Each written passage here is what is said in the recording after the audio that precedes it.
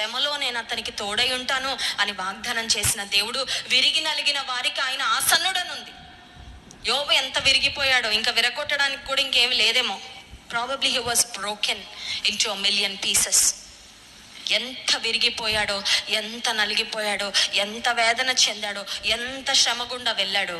చివరకంటా ఉన్నాడు, వినికిడి చేత నిన్ను గుర్చిన వార్త నేను వింటిని, కానీ ఇప్పుడు నేను నిన్ను కన్నులారా చూచుచున్నాను.